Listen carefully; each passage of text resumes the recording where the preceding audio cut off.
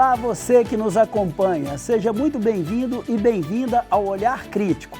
Este é um trabalho de extensão e pesquisa do Centro de Crítica da Mídia e do Programa de Pós-Graduação em Comunicação Social da PUC Minas, que analisa o jornalismo político.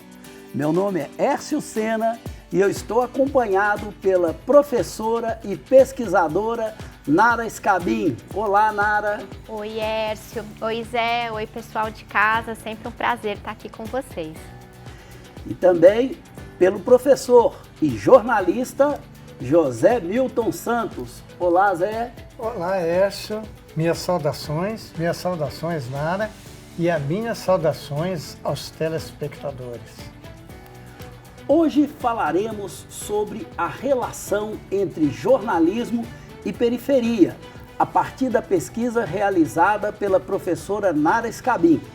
E no segundo momento, examinaremos a cobertura sobre o caso Adélio Bispo, a partir do trabalho do professor José Milton Santos.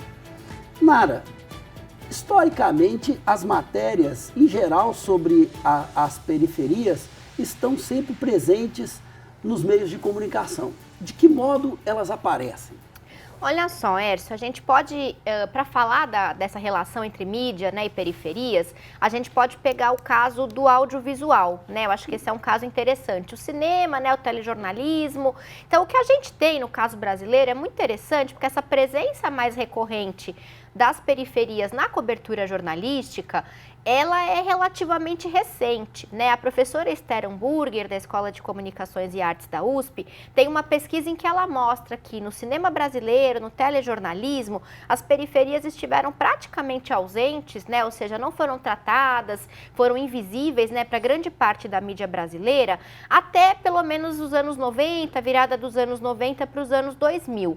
Né? Claro que nós temos aí, evidentemente, exceções nesse processo, né? Nós temos aí, nesse período de durante quase todo o século XX, algumas representações da periferia. Nós temos, por exemplo, a cobertura muito famosa, né, Zé, do Audálio Dantas sobre a favela do Canindé, em São Paulo, né, que foi quando ele entrou em contato com a escritora Carolina Maria de Jesus. Ele fez ali as matérias para a revista O Cruzeiro, né, para a Folha da Noite. A gente tem no cinema alguns exemplos também. A gente tem os filmes nos anos 50 do Nelson Pereira dos Santos, né, o Rio 40 Graus e o Rio Zona Norte. Então, são alguns exemplos, né. Nesse caso dos filmes do Nelson Pereira dos Santos, predominava uma visão um pouco idílica, quase idealizada ali sobre as favelas cariocas, né?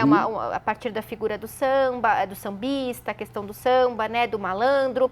E aí, com o tempo, isso vai se transformando, né? Então, a gente tem essas exceções, com uma invisibilidade que predomina até a virada dos anos 90 para os anos 2000. E nesse comecinho aí, no início dos anos 2000, a gente tem uma produção de muitos filmes sobre a periferia, casos famosos, né? Como Cidade de Deus, por exemplo. No documentário, a gente tem o caso do filme do João Moreira Salles, o Notícias de uma Guerra Particular. Então, a gente tem ali, nesse momento, uma virada, passa-se a falar muito mais sobre as periferias nos meios de comunicação e muito sob a chave da violência e do crime organizado. Zé, a que você atribui essa invisibilidade que a Nara destaca na fala dela, da periferia na mídia de uma maneira geral? A Nara ressaltou muito bem, realmente, a presença do popular nas artes, no teatro, cinema, shows, música, literatura, começa nos anos 1950. No início dos anos 1960, nós temos uma explosão de movimentos de cultura popular. O Centro de Cultura Popular da UNE, o movimento de Pé no Chão também se aprende a ler de Natal, o Centro Popular de Cultura do Recife e assim por diante. Então, nós temos um movimento organizado de introdução da temática do popular, principalmente no caso do cinema, através do cinema novo, embora não tenha começado aí, né? Nara, e de que maneira que isso que está presente na mídia em geral, você falou do cinema, né, afeta a produção jornalística? Se a gente considerar esse período da virada dos anos 90 para os anos 2000 como um momento de virada, em que a periferia passa a ser muito tematizada, né? nos meios de comunicação, não só alternativos, como o Zé coloca, né, os meios mais progressistas, mas na mídia comercial, né? Então passa-se a falar a todo momento sobre as periferias urbanas na virada dos anos 90 para os anos 2000. Nessa imprensa comercial, né? O jornalismo, ele não só participa desse processo, né, de falar muito sobre as periferias urbanas e sob a chave da violência e do crime organizado, esse vai ser um ponto importante, como o jornalismo, de alguma maneira, até antecipa um pouco esse processo, né? Ali nos anos 90, né, em 91, a gente tem, por exemplo, a estreia do Aqui e Agora, que é um programa, era um telejornal vespertino do SBT, né, que falava sobre bairros populares, bairros periféricos, crimes, pequenos conflitos, né, uma cobertura local, e com uma estética muito singular, que era a estética da câmera na mão, do cinegrafista que sobe o morro correndo, né, quase uma estética ali de filme de ação, a respiração ofegante do repórter, né. Então, essa estética, que é uma estética muito ligada a questão da tensão, da violência, do conflito nas periferias, está lá no telejornalismo a partir dos anos 90. O Aqui Agora é um caso precursor, né? Mas outros telejornais vão também replicar essa estética e essa abordagem temática, que é uma abordagem que, evidentemente, a gente pode problematizar, porque vai tratar esse espaço das periferias urbanas como um espaço de violência quase que exclusivamente, como um espaço de violação dos direitos, mas não na chave da denúncia, né? Os próprios repórteres, muitas vezes, estão ali, né, fazendo reportagens sobre violência, sobre crime, né? Esses telejornais sensacionalistas que a gente conhece, que se torce, sai sangue, né? E estão ali, muitas vezes, já condenando possíveis envolvidos em crimes antes que eles tenham direito a um julgamento justo. Então, esse movimento vem dos anos 90 e ele assinala esse momento em que a questão da violência vai estar largamente presente nas mídias, ambientada principalmente nas periferias urbanas. Essa representação, Zé, ela também não constrói, assim, dentro dessa perspectiva negativizada que a Nara fala, né? Mas uma associação entre criminalidade e pobreza como se fosse algo praticamente automático? Tranquilamente. A professora Ivana Bentes, da Universidade Federal do Rio de Janeiro, publicou no ano 2000 um artigo sobre sertões e favelas, da estética da fome, a cosmética da fome. Ela vai chamar de estética da fome, principalmente, a filmografia do cinema novo. E a cosmética da chamada retomada, a partir de Carlota Joaquina, né, de Central do Brasil, Favela Meus Amores, Cidade de Deus, Tropa de Elite, onde há uma certa glamorização da miséria e uma certa naturalização própria do gênero realista, naturalista. É isso, Nara? Esse é um aspecto importantíssimo, Zé, que o Zé trouxe, né? Quer dizer, se a violência lá no cinema novo estava presente como alegoria, né? Esse também é um dado importante, nesse contexto do cinema de retomada, tanto no documentário quanto na ficção, a violência vai se apresentar de forma muito mais bruta, né? E muito mais glamourizada, uma estetização da violência e da pobreza. Nara, existe uma vertente do nosso jornalismo, do jornalismo brasileiro, que é alternativa a essa mídia comercial, essa imprensa comercial. E tem sido denominada de jornalismo periférico. O que consiste essa vertente e qual que é a importância dela?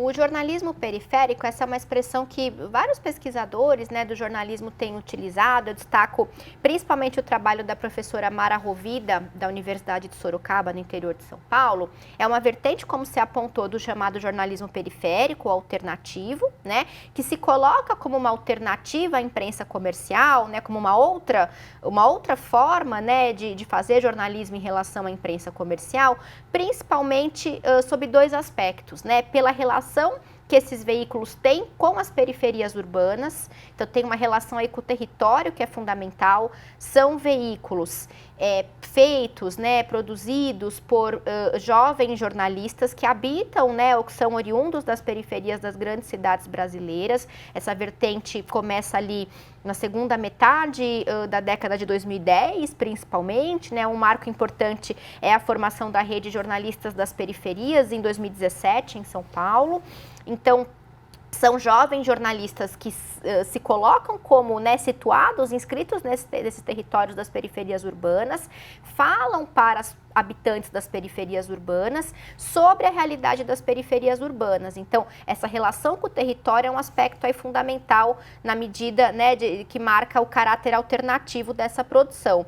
A outra dimensão é uma proposta de construir não só uma relação mais próxima, né, com os territórios das periferias, mas também uma outra representação das periferias, feita a partir da ótica dos moradores das periferias. É fundamental para esse fenômeno a ascensão, né, das classes baixas, das classes populares nos últimos anos, que passaram a acessar mais a universidade. Então, nós temos muito mais jovens oriundos das periferias, das favelas, formando-se em jornalismo, né, e aí passando a fundar e a gerenciar esses veículos, muitos deles sob a forma de coletivos, né. Então, ao mesmo tempo em que eles são alternativos nessa perspectiva editorial e nessa proposta que não deixa de ser política, né, afinal de contas, eles também se baseiam em práticas, em técnicas do fazer jornalístico profissional. Então, são veículos profissionais, né? Fazem apuração, fazem entrevista, fazem pauta, seguem ali as técnicas, né, do jornalismo como a gente estuda na faculdade, mas a serviço da construção de uma outra representação periférica. Zé, e nesse ponto aí, para além dessa questão da técnica, do domínio desse fazer jornalístico que a Nara ressalta, existe aí uma necessidade de expressão dessa população, né? Quase que a comunicação pensada por ela como um direito de existir e de se representar socialmente. Como é que você vê isso? Eu vejo isso como um movimento crescente. Teve um impulso muito grande com a criação das rádios piratas, sendo que uma delas acabou adquirindo concessão, a Rádio Favela de Belo Horizonte, né? Uhum. E nós vemos também que com a internet isso possibilitou a presença maior de comunicadores populares, inclusive a criação de sites dos movimentos de favelas, que tem dado uma versão própria de quem está vivendo aquela situação, e não uma versão sobre como era convencional na mídia.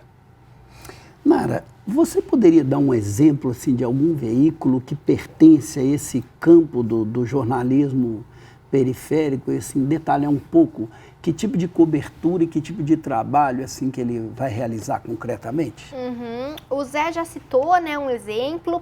Eu vou citar um outro, que é um veículo que eu tenho pesquisado, né, já há alguns anos. Eu pesquiso também atualmente no programa, né, de pós-graduação em comunicação da PUC, que é o veículo chamado Nós Mulheres da Periferia. Na verdade, ele é um coletivo, né? Ele é um caso muito interessante porque ele articula a questão do território, então das vivências nos bairros das periferias urbanas, nesse caso de São Paulo, a questão da vivência das mulheres, né? Então, ele é um veículo que é feito por mulheres jornalistas, né, oriundas de bairros periféricos, que residem em bairros periféricos, predominantemente negras, a equipe praticamente toda é formada por mulheres negras, e que falam sobre a realidade das mulheres nesses bairros. Então, tem aí um corte interessante também, a partir do perfil de gênero, né? É um veículo que fala para mulheres, então, que traz notícias de interesse, reportagens, né, de interesse dessas mulheres. A gente tem aí, né, muitas pautas, principalmente organizadas em duas chaves, né, que são importantes nessa cobertura. Por um lado, a denúncia, né, de violações de direitos das mulheres, né, de condições precárias de trabalho, né, muitas matérias sobre, envolvendo denúncias sobre a precarização do trabalho das mulheres em profissões ligadas ao cuidado.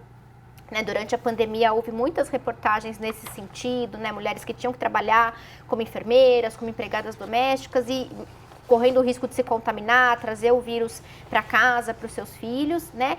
E também matérias numa dimensão mais de valorização, né, e até no sentido de construção de uma certa autoestima, né, entre esse público, entre as mulheres das periferias, né, nesse sentido de mostrar, né, a formação de redes de solidariedade, de formas de sociabilidade mais solidárias nas periferias, de redes de apoio, né, então matérias que mostram o cotidiano dessas mulheres, né, e as táticas de resistência, né, as formas de criatividade ali. Então, é uma produção bastante interessante. Esse coletivo tem um documentário chamado Nós Carolinas, que é uma referência, né, a Carolina Maria de Jesus, que a gente já citou aqui hoje, e que é um documentário muito bacana, porque ele é de 2017, esse documentário, é resultado de oficinas, né, que esse coletivo fez logo que ele tinha se consolidado, com mais de 100 mulheres, em torno de 100 mulheres, né, das periferias de São Paulo,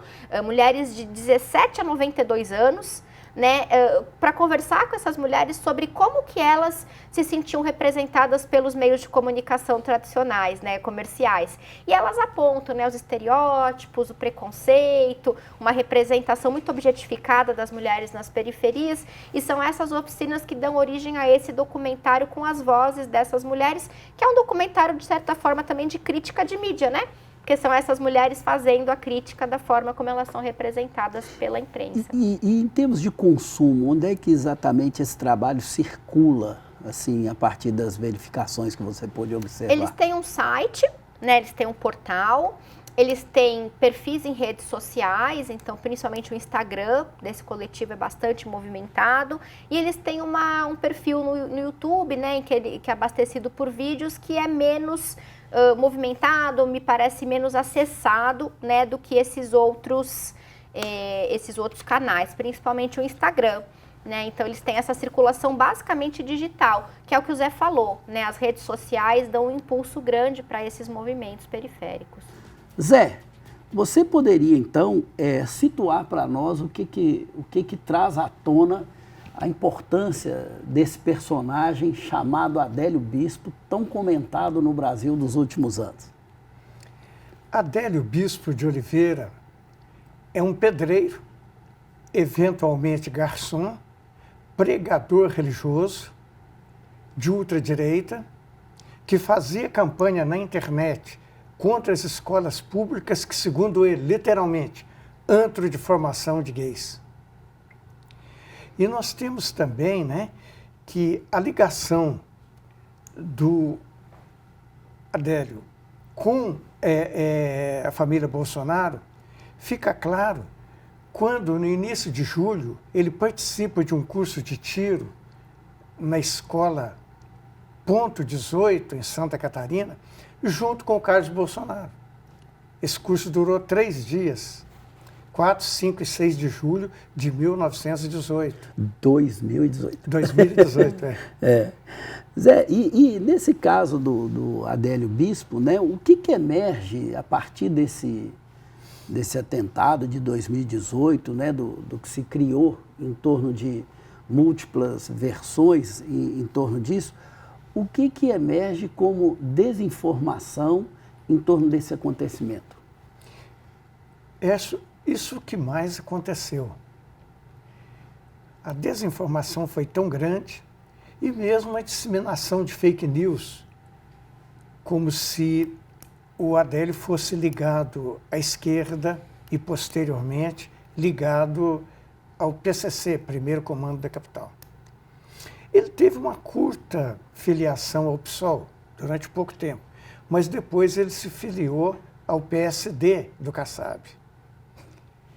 Então, essas desinformações foram, em parte, reproduzidas pela mídia, mas não encampados. A grande mídia sempre dava a fonte dessas acusações, né? E nós vamos, então, perceber que o único veículo que tentou ir a fundo na investigação do evento de Juiz de Fora foi a TV 247, que, através de um trabalho de jornalismo investigativo do Joaquim de Carvalho, produziu um documentário, né, que vai levantar a hipótese de que aquele evento tenha sido uma fakeada. Esse documentário foi proibido nas redes sociais, estando disponível apenas na Claro, presentemente. Sim. Nara, sobre a desinformação atuando também, o que a gente vai observando nessas longas conversas nossas sobre a mídia, é que a questão da produção da desinformação é uma constante no cenário político brasileiro. Como é que você vê isso? É uma constante, né? E quando a gente fala na extrema-direita brasileira, é um terreno que a extrema-direita domina muito bem, né? Tem técnicas de produção, no caso ali do governo Bolsonaro, né? Havia o gabinete do ódio. No caso em particular do atentado, né, contra o Bolsonaro no dia 8 de setembro de 2018, em Juiz de Fora, eu acho que vale destacar, acho que a fala do Zé, né, dá um pouquinho lembra, né, essa questão importante, que foi a forma como parte da extrema-direita e o próprio Bolsonaro tentou vincular o atentado à campanha do PT, à esquerda, né, dizendo que teria sido uma tentativa por parte da oposição de impedir a eleição dele, Bolsonaro, né? E aí é interessante pensar como este fato desinformativo, a PF não comprovou qualquer envolvimento de grupos políticos até o momento, né, no atentado, descartou o envolvimento de terceiros, né, diz que o Adélio agiu sozinho, mas essa tentativa de implicar a esquerda ou outros partidos políticos, a oposição ao Bolsonaro no atentado, né, cometido pelo Adélio Bispo, serve muito bem a uma narrativa que foi construída ali pela campanha do Bolsonaro e posteriormente pelo Bolsonaro eleito, que é uma narrativa que o coloca na posição de mártir. Então, de um perseguido, um mártir, alguém o mito, né? A ideia do mito também ganha força aí, porque ele vai ter uma presença digital muito grande, mas uma presença que não se corporifica, porque a partir desse episódio ele pode não participar dos debates na televisão, então ele vai fazer toda a campanha dele nas redes sociais. Então, isso está muito ligado à construção dessa figura e dessa narrativa. E a desinformação contribuiu para isso, sem dúvida. Zé, inclusive a justiça trata o Adélio como alguém que necessitava de um tratamento psiquiátrico. E como foi que a mídia abordou a autorização que a justiça deu para que fosse transferido, né, o Adélio do Presídio de Segurança Máxima de Campo Grande para tratamento em Minas Gerais sob esse argumento? Na verdade, não foi apenas um laudo, vários laudos constataram que Adélio tem problema psiquiátrico. E, na verdade, desde o início, ele deveria estar internado para tratamento por determinação do próprio juiz. Entretanto, a pedido do seu advogado, que é um advogado que se apresentou voluntariamente e que o Adélio nem conhecia, né? Que é o Zanoni Manuel de Oliveira Júnior, é que pediu que ele fosse para um presídio de segurança máxima e ficasse impedido de se comunicar, de dar qualquer entrevista, de dar qualquer declaração.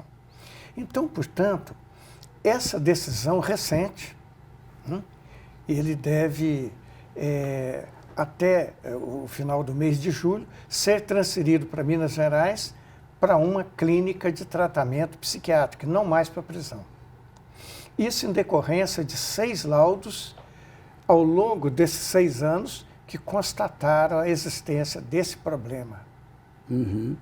E aí a gente tem, então, um problema que vai ser explorado também na versão sobre esse fato, né? Parece que no documentário essa questão também é trazida. O que você pode dizer para nós? Não, essa questão específica sobre o problema mental do Adélio não é tratado no documentário. Uhum. O documentário é muito mais factual, reconstituindo o presumido atentado contra Bolsonaro. Uhum. E o próprio... Se atém a isso. Se atém a isso. E o próprio título, Fakeada, é o núcleo da questão, né? Questiona-se o fato de ter havido mesmo esse atentado ou não? O que seria isso? Questiona. O próprio enfermeiro do hospital para onde o Bolsonaro foi encaminhado disse que não havia nenhuma marca de sangue. Isso no documentário? No documentário, claro. Né? É um dos depoimentos do documentário. Sim. Então nós estamos diante de mais uma versão que se constrói aí, né? Difícil ter a melhor informação, mas há pelo menos um conflito de versões. Você entende que a própria imprensa comercial brasileira deveria ter se debruçado mais sobre esse tema, Nara? Olha, Hércio, me parece que sim, né? Eu acho que a imprensa comercial brasileira tem feito, claro, uma cobertura intensa, né, sobre o atentado, né? Na verdade, foi inclusive essa cobertura da imprensa na época do atentado que elevou o Bolsonaro a uma condição de uma figura conhecida nacionalmente, porque até então ele tinha pouco tempo de TV, né, na campanha, e não era tão conhecido nacionalmente. Então, a imprensa faz uma cobertura factual desses acontecimentos, né? Mas me parece que falta um pouco de contexto e de interpretação dessas múltiplas versões, dessas múltiplas explicações, né? Quer dizer, de fato, enfrentar essa guerra de narrativas aí que se constrói, né? Quer dizer, essa guerra de conflitos aí, de diversões. Zé, assim que o Adélio foi condenado pela justiça brasileira, que tipo de repercussão a mídia brasileira privilegiou sobre esse caso? A cobertura da mídia deu como certo que o atentado existiu, com a exceção única do canal 247, todos os demais veículos reproduziram, alguns com algum questionamento, principalmente a imprensa independente, mas a grande mídia não.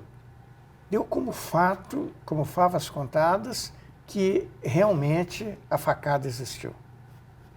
E você, dentro daquilo que você falou, né, você acha que, Nara, quando você tem esse tipo de abordagem, algumas vozes são privilegiadas e outras não.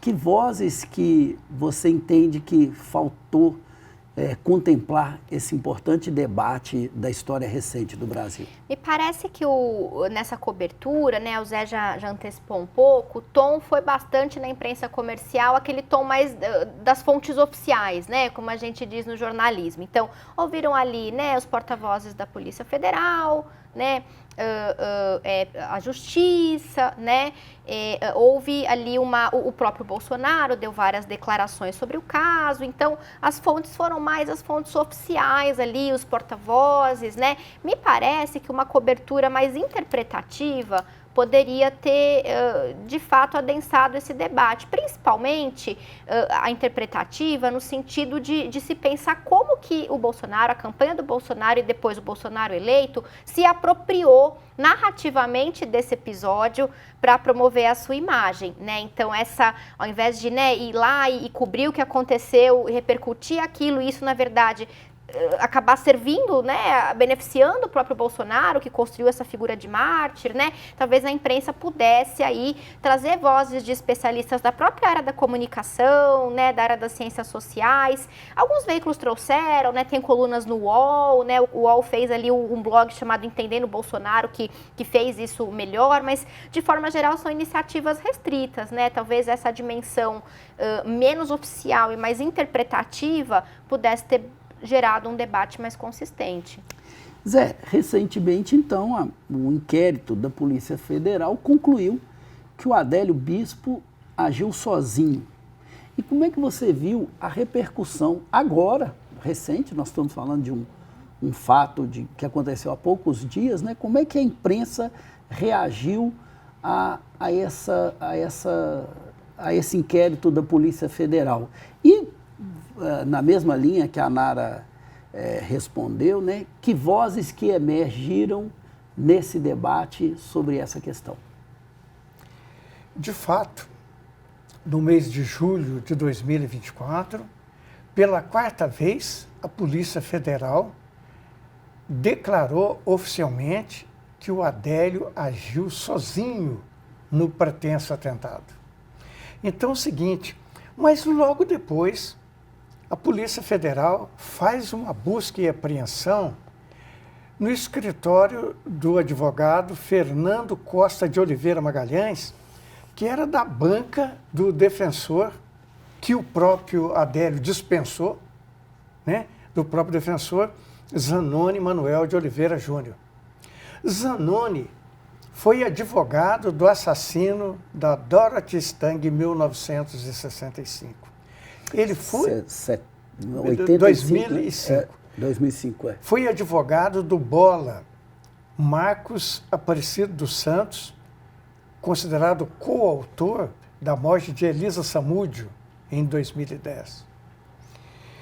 E, portanto, esse advogado que sofreu essa busca e apreensão não era mais advogado do Adélio. Pelo contrário, tinha sido a equipe toda tinha sido dispensada.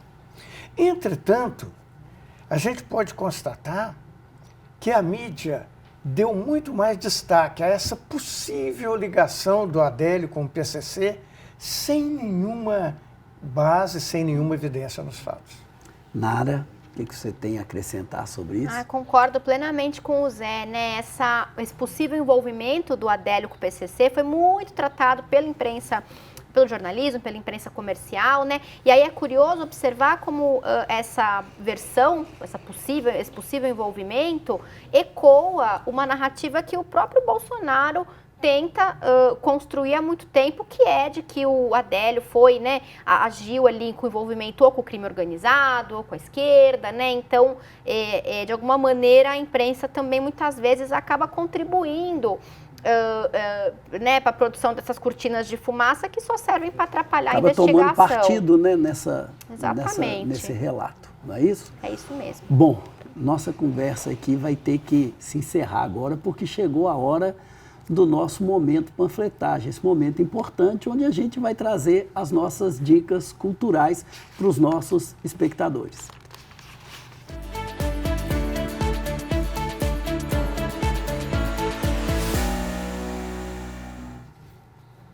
E eu vou começar com a indicação de um HQ, né, uma história em quadrinhos, que é o livro Angola Janga. Angola Janga significa Pequena Angola ou Palmares, como é conhecido a história que é retratada nesse livro. Por mais de 100 anos, foi um reino africano dentro da América do Sul.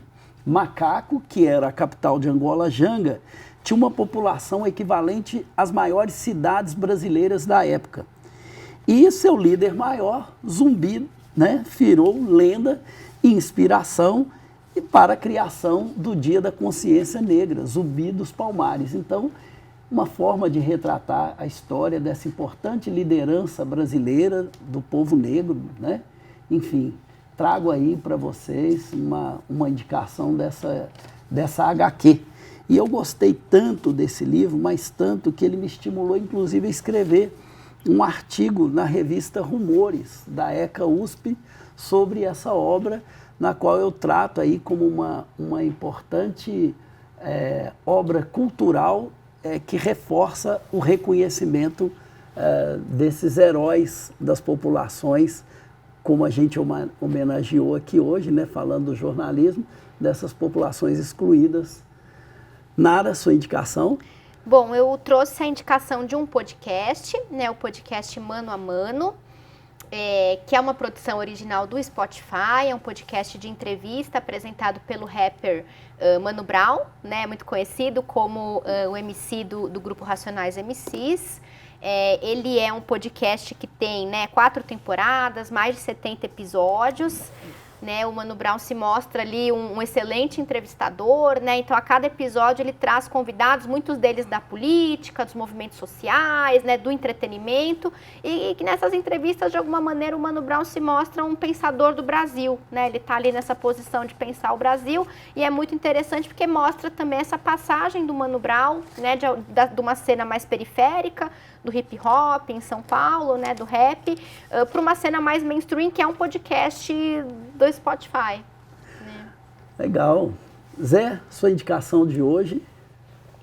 A minha indicação de hoje é um livro da jornalista Daniela Arbex, Cova 312, que tem como subtítulo A Longa Jornada de uma Repórter para Descobrir o Destino de um Guerrilheiro, Derrubar uma Farsa e Mudar um Capítulo da História do Brasil. Esse guerrilheiro foi Edelso Palmeira de Castro, egresso da guerrilha do Caparaó, guerrilha que não existiu, né? Ele foi assassinado em 1967 e houve uma simulação de suicídio e seu corpo desapareceu. E todo o trabalho que está descrito nesse livro é como que a Daniela fez para descobrir a cova dessa vítima da ditadura, né? Então nós temos aqui, né, que a Daniela Arbex também escreveu outros livros, por exemplo, o livro Holocausto Brasileiro, sobre o manicômio de Barbacena. Esse livro ganhou o prêmio Jabuti da Câmara Brasileira do Livro de 1913. De 2013. 2013. E também esse livro aqui ganhou o prêmio de melhor reportagem de 2014, segundo a Associação Paulista dos Críticos de Arte. Bom, obrigado aí pelas indicações. Obrigado, Nara, pela participação mais uma vez. Obrigada, Hércio. Obrigada, Zé. É um prazer dividir a bancada com vocês. Obrigada a quem está em casa também. Obrigado, Zé. Obrigado, Hércio. Meus agradecimentos extensivos a Nara e a todos os nossos telespectadores. O Olhar Crítico fica por aqui. Lembramos a você que o programa também está disponível no YouTube, nas plataformas Spotify, Deezer, Google Podcasts. Nos acompanhe por lá e também nos siga no Instagram. Um grande abraço e até a próxima semana.